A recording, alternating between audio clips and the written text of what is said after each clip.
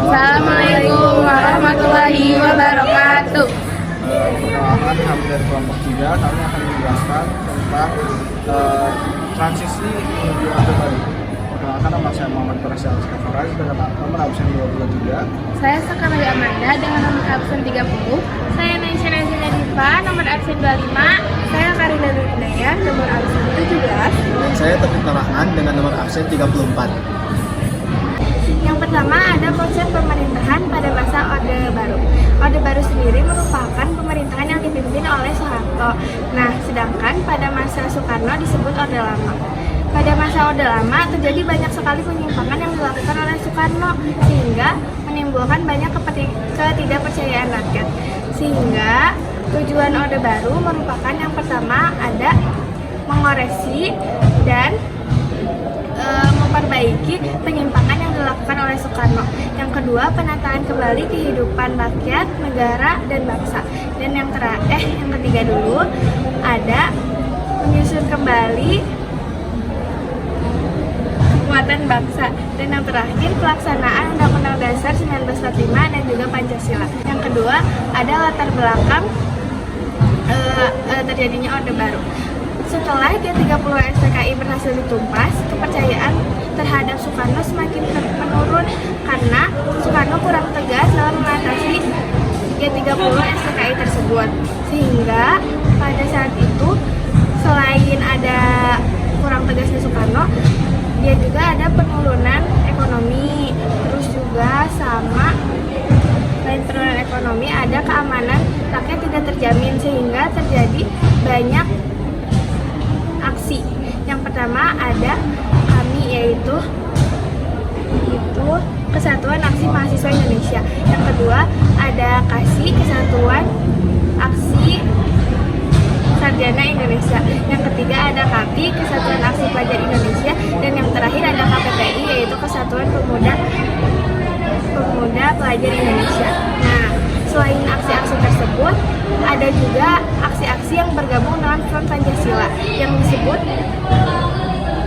dengan Angkatan 66. Pada 12 Januari 1966, Front Pancasila tersebut mengeluarkan Tritura yaitu Tri Tuntutan Rakyat yang berisi tentang bubarkan PKI dan ormas-ormasnya, keluarkan PKI keluarkan Dikora dari unsur-unsur PKI, dan yang terakhir turunkan harga barang. Untuk menanggapi hal tersebut, pada tanggal 15 Januari 1966 diadakan rapat paripurna Kabinet Dwikora di Istana Bogor yang dihadiri juga oleh wakil mahasiswa. Menurut Presiden Soekarno, aksi demonstrasi tersebut didalangi oleh Biro Jenderal dari Amerika Serikat atau CIA. Pemerintahan Soekarno tidak menuruti tuntutan para demonstran, melakukan reshuffle Kabinet Dwikora menjadi Kabinet Dwikora yang disempurnakan, atau yang lebih dikenal dengan Kabinet 100 Menteri. Pembentukan kabinet ini membuat rakyat makin tidak puas dengan pembentukan kabinetnya. Kenapa? Karena kebanyakan dari kabinet tersebut itu pernah terlibat dalam G30 SPKI yang dilibatkan dalam kabinet tersebut. Untuk menggagalkan pelantikan kabinet tersebut pada tanggal 24 Februari 1966, para mahasiswa memblokir jalan yang akan dilalui oleh para kabinet. Akibat dari tindakan tersebut, terjadilah pemberontakan dengan Cakra Birawa. Dalam bentrokan tersebut, seorang mahasiswa yang bernama Arif Rahman Hakim telah gugur. Untuk mengatasi krisis politik, pada tanggal 11 Maret 1966 di Istana Negara diadakan sidang pleno kabinet. Namun gagal karena para menteri tersebut dihadang oleh para demonstrannya. Akibatnya, Presiden Soekarno bersama dengan wakil kabinet Perdana Menteri 1 yaitu Subandrio dan wakil kabinet 3 Khairul Saleh mengungsi ke Istana Bogor. Pemimpin sidang diserahkan kepada Waperdam 2 yaitu Dr. Leimena. Pada saat Presiden Soekarno berada di Istana Bogor, Presiden Soekarno didatangi oleh 3 perwira angkatan darat yang diutus oleh Mayor Jenderal Soeharto untuk berdiskusi mengenai keadaan negara. Pertemuan ini menghasilkan Super Semar atau Surat Perintah 11 Maret. Dalam Super Semar tersebut, Mayor Jenderal Soeharto ditugaskan untuk mengambil segala tindakan untuk menjaga kestabilan politik Indonesia.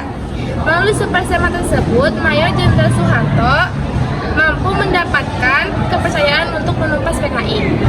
Surat Perintah 11 Maret atau Super Semar ini dikeluarkan oleh Presiden Soekarno karena pada saat itu negara berada dalam situasi yang oleh sebab itu diambillah langkah-langkah strategis untuk menjaga kestabilan negara. Super Semar ini dimandatkan kepada Mayor Jenderal Soeharto atau selaku Panglima Komando Operasi Keamanan dan Ketertiban. Super Semar diawali dengan pengutusan 3 Panglima Tinggi Angkatan Darat oleh Mayor Jenderal Soeharto untuk menemui Presiden Soekarno pada tanggal 11 Maret 1966. Ketiga perwira angkatan darat tersebut yaitu yang pertama adalah Mayor Jenderal Basuki Rahmat, yang kedua adalah M. Yusuf, yang ketiga adalah Brigjen Amin Mahmud. Kedatangan ketiga perwira tinggi angkatan darat didasarkan pada situasi negara yang semakin gawat dan kewibawaan pemerintah yang semakin merosot. Pertemuan itu menghasilkan suatu konsep surat perintah kepada Mayor Jenderal Soeharto yang diberi kewenangan untuk mengambil segala tindakan yang perlu dilakukan untuk menjaga kestabilan negara dan mengembalikan kewibawaan pemerintah. Surat ini kemudian dikenal sebagai Super Semar. Pengukuhan Super Semar disahkan melalui MPRS nomor 9/MPRS/1966 tentang pengesahan dan pengukuhan Super Semar.